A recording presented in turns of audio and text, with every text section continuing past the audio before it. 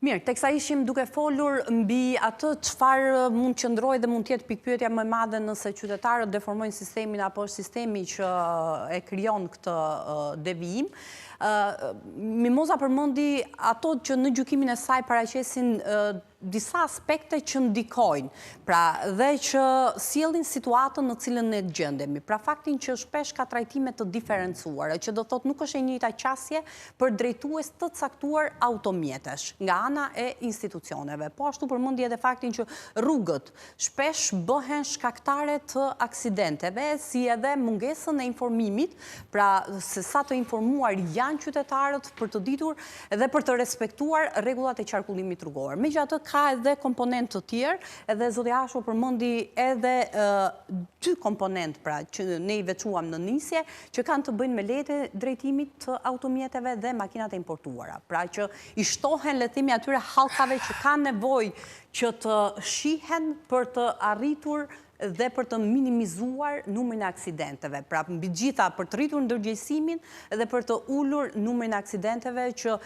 pa diskutim është sfidë për gjithë ne, është sfidë sepse na kushton jetën edhe jo gjithmonë ndodh që qytetarët jenë fajtor, bashkëfajtor, por ndodh që përfshihen në një aksident edhe pa qenë fare me faj.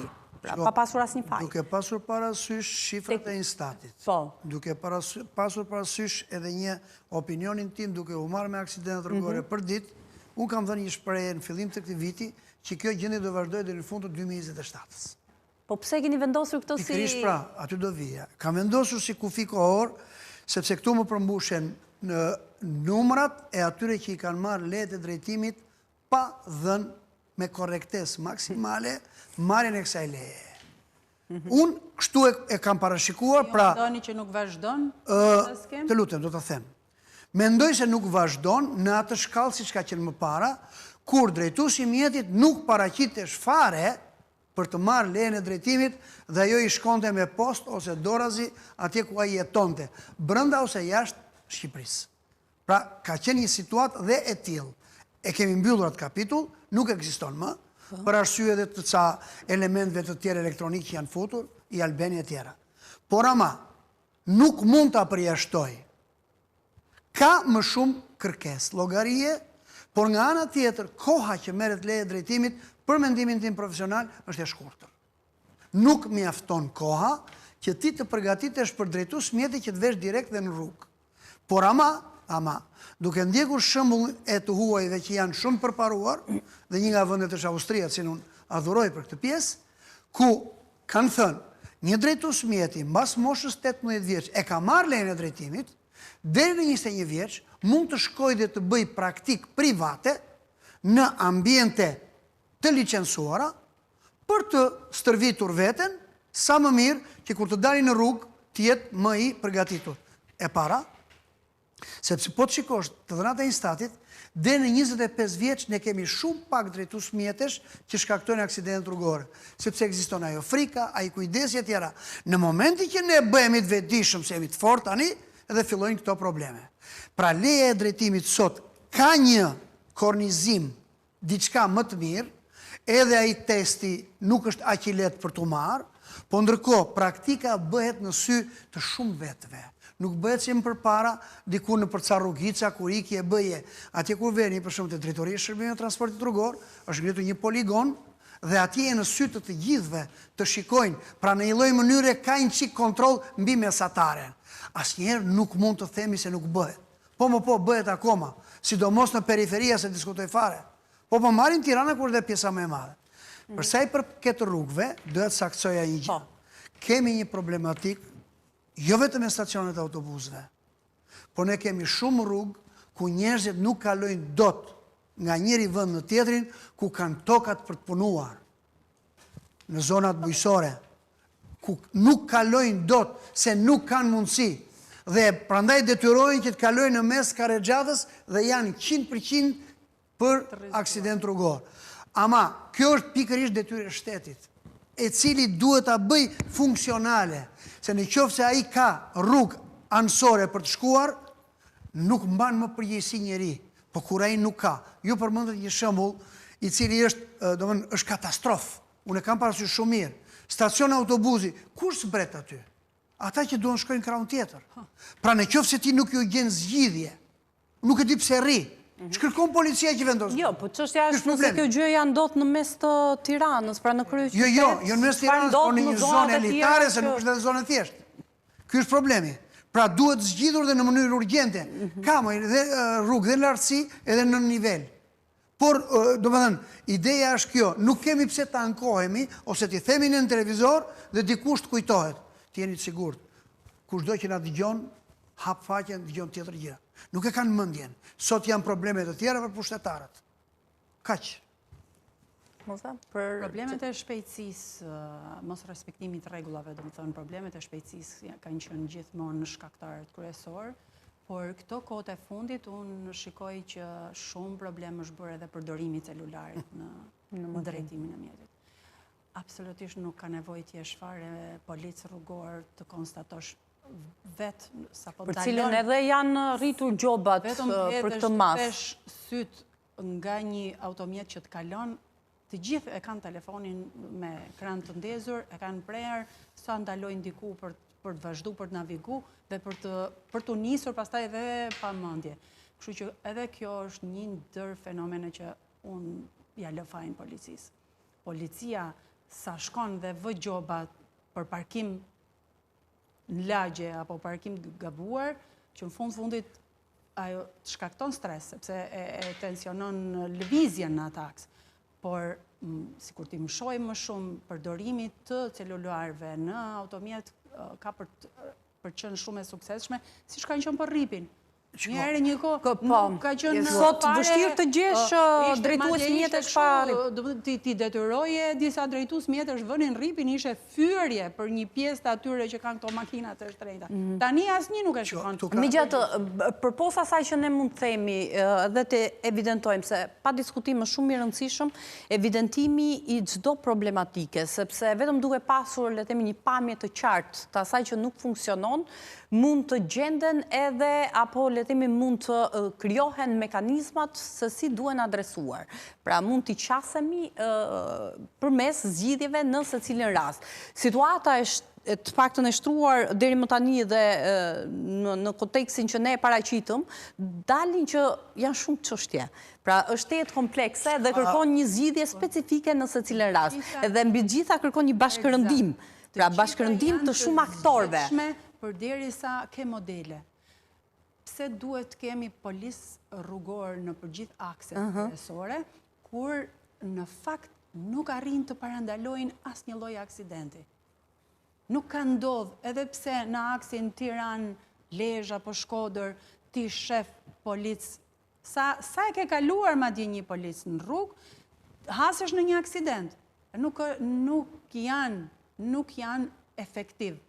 E kundërta, nëse si gjithë bota të kishe kamera me blic dhe të vjen gjoba në shtëpi dhe e ke të pa kundërshtueshme, ke kaluar limitin e shpejtësisë në këtë... E kemi të pamundur në ngritjen e një sistemi tillë në aspektin financiar, se ka dhe kosto. Qendra është bërë gati, bile po ju informoj unë që janë ngritur edhe ato shtyllat, ku vendosen dhe kamerat, do t'jenë në monitorim, por unë prap këmbgul atje ku e filluam. Nëse nuk do të bëhemi të ndërgjegjshëm nëpërmjet një edukimi të vazhdueshëm dhe edukim për mua në radhë të parë është heqja e lesë drejtimit për shkeljet e rënda. Mos mi lërë në rrugë të kamikaz. Lekët nuk i kanë problem t'i paguajnë.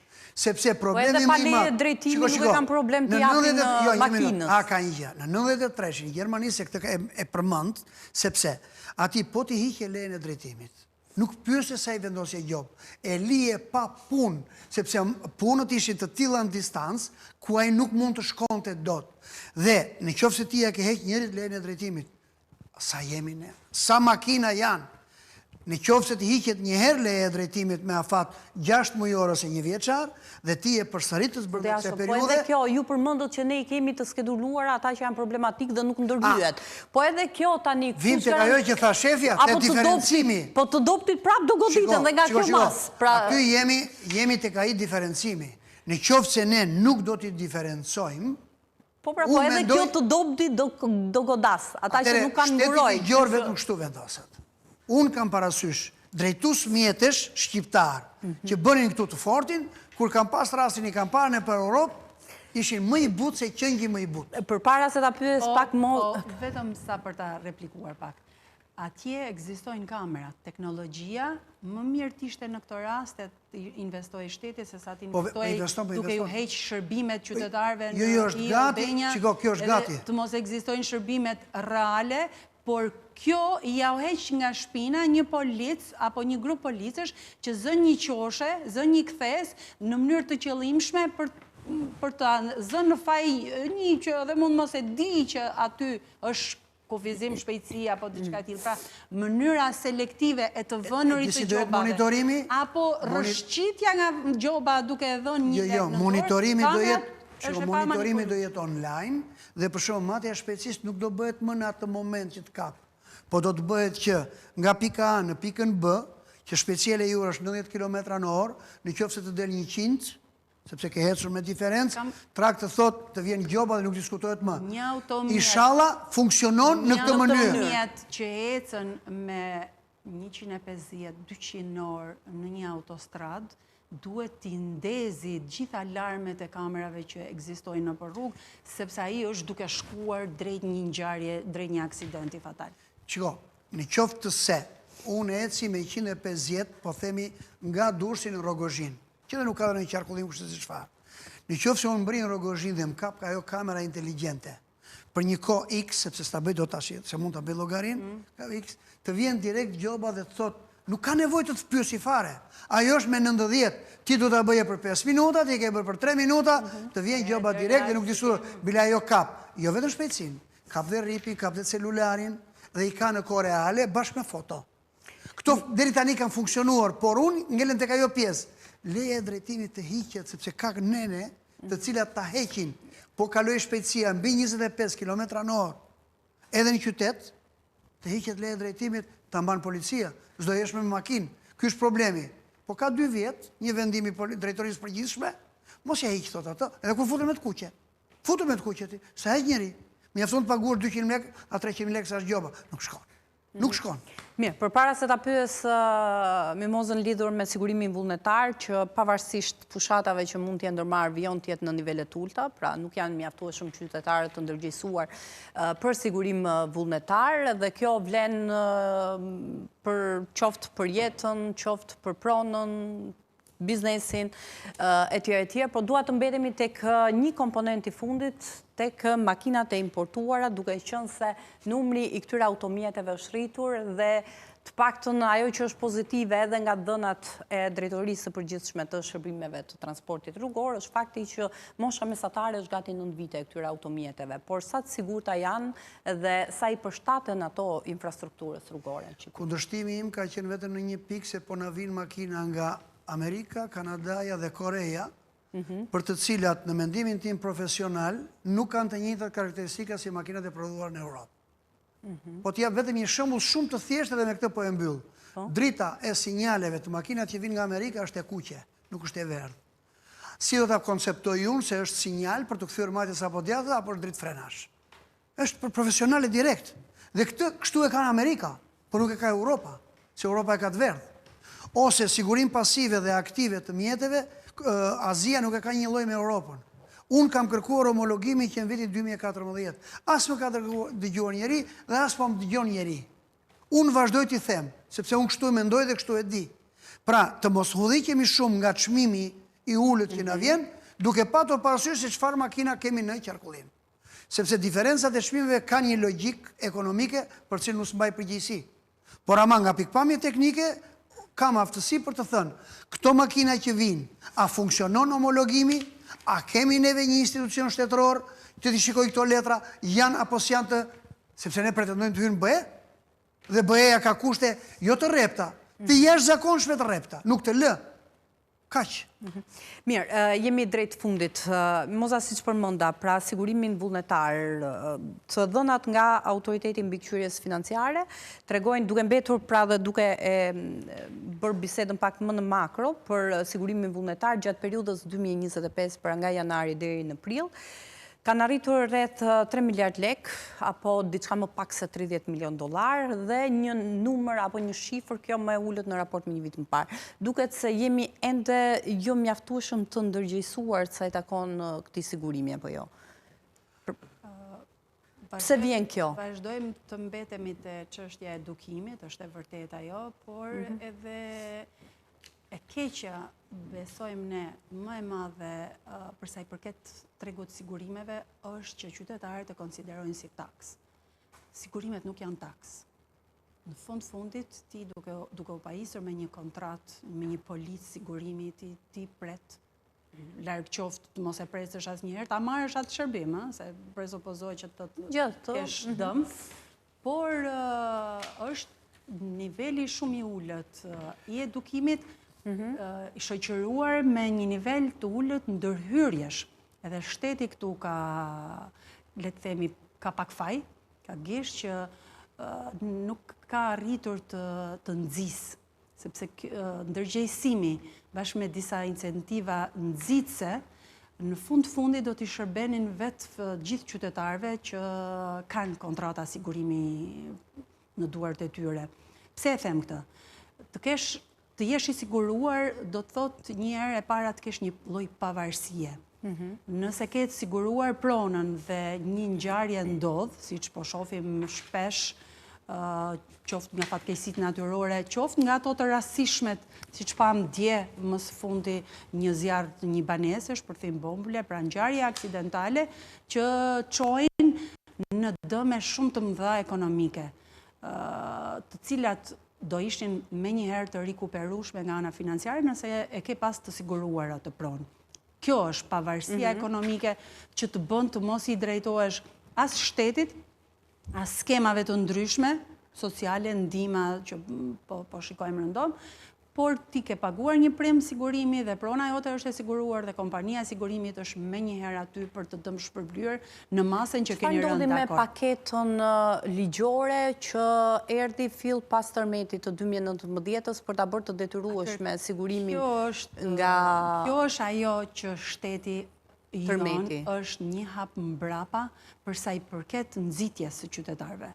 Dhe gjithë kjo reflektohet jo vetëm në ato shifra që ju përmendni dhe AMF-ja i publikon her pas here që është 61% janë sigurimet e detyrueshme, 39 dhe kështu variojnë pak a shumë 39 sigurimet vullnetare, por kemi edhe një faktor tjetër që është përsëri një statistikë shumë signifikative, nivelin shumë të ullët të sa shpenzojnë familje shqiptare, sa shpenzojnë shqiptarët për frym për sigurimet. Shqipëria e ka diku te 65 euro në vit për frym, ndërkohë që jemi të fundit, apo të parët për nga ana negative, është Kosova që shkon 67, është Maqedonia që ka 100 euro për frym shpenzimin për sigurimet, dhe Europa që ka një mesatare mbi 2.000 euro, 2.180 euro, pra ka që shpenzojnë qytetarët europian për sigurimet.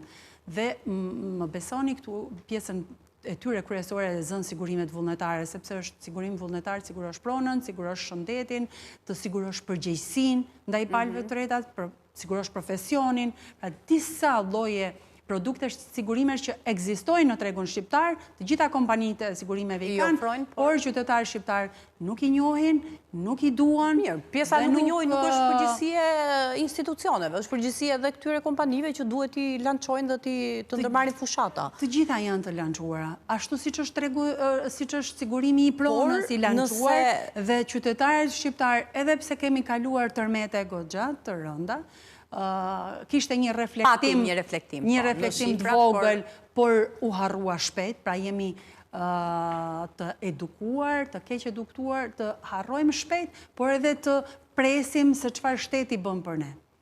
Prandaj ne themi që të kesh një sigurim është dinjitet. Je i pavarur dhe sa po kjo të kuptohet, por si duket do një qiko. Prandaj edhe vendet e tjera nuk e kanë kaluar me një herë këtë periudhë. Shteti ka kontribuar në skema solidare. Ashtu siç është në rasti i Turqisë apo i Italisë, për sigurimin e pronës nga katastrofat natyrore, ku i detyron. Italia duket e ka të detyruar çdo biznes të sigurojë pronën. Është lënë sirtareve kjo nisëm? Është lënë sirtareve. Akoma nuk kemi një skem të qartë se si do shkojë sigurimi i pronës, edhe pse Banka Botërore ka ndezur alarmin dhe ka renditur Shqipërinë, e ka futur Shqipërinë tashmë nëse në periudha të caktuara herë hynte herë dilte nga skema, nga ajo territori i riskut lartë, tashmë definitivisht Shqipëria hyn në vendet me risk të lartë të ekspozuar ndaj fenomeneve të katastrofave natyrore, sidomos tërmeti, por edhe përmbytjet. Edhe përmbytjet. Pra, por sigurimi ngelet në atë vend, në vend numëro. Nëse shteti adopton skema të ngjashme me vendet e tjera për të bashkëpunuar me kompanitë e sigurimit, për të ndërtuar në tregun e sigurimeve quhet pool ose pishin, për të ndërtuar një pishin ku të ketë shumë kontributor në atë skem, atëherë dhe primi bie, sepse kuptohet, siç është sigurimi në bujqësi. Në sigurimin në bujqësi, asnjë fermer, se ne e dim se çfarë fermerësh kemi, asnjë fermer nuk mund të sigurojë të mbjellat apo arën apo fermën e vet, sepse duke pas pa kontributor të skema sigurimin në bujqësi, primi është shumë i lartë. Shumë i lartë dhe i pa përballueshëm. Edhe pse ka pasur shpesh... Por a e dini ju që Maqedonia mbulon gati 70% primit e mbulon shteti dhe pjesa tjetër i lihet fermerëve. Tek ne është diskutuar jo pak herë mundësia që të përfshihet edhe shteti përmes një mbulimi të tillë, pra në këto nivele, për ta lehtësuar peshën e fermerit, sepse është e papërballueshme për fermerin sigurimin e shqiptar. pronës. Shteti duhet të jetë bashkë me kompanitë e sigurimit në mënyrë që në rast ndodhje dëmi, pastaj ajo që është mbledhur tek ajo skema kontributore e sigurimit pronës, është menjëherë e mundur që kompanitë e sigurimit të rikuperojnë pronën. Nuk ka nevojë të kemi as një ministri i ri ndërtimi, as të kemi të preken fondet e emergjencës civile. Kemi shumë raste që ka qenë në mënyrë abuzive prekja e fondeve të emergjencës për t'u përgjigjur situatave të qytetarëve, kur ai fond është për të marrë masa paraprake. Unë ju falenderoj atëherë sepse kemi mbritur në fund. Kënaqësi që të kisha, Mimoza. Faleminderit. Zotja Ashur po ashtu, faleminderit për kohën. Faleminderit edhe ju që na ndoqët. Kemi mbritur në fund të emisionit edhe për sot. Takimi i radhës është sërish nesër në orën 16 deri atëherë miru takofshim.